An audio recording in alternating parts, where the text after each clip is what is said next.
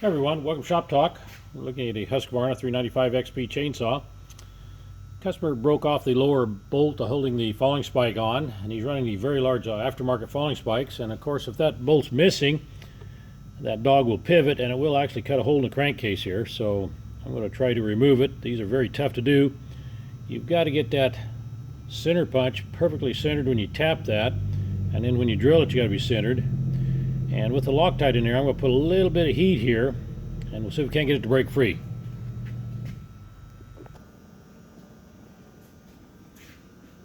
Apply a little bit of heat around it, and loosen up that Loctite. I use the red on it.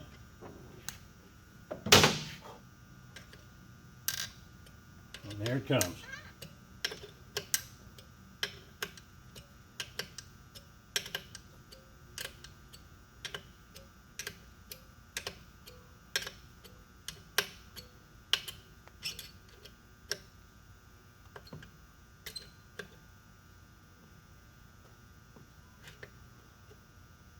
You don't want to grab hold of that, that could be warm.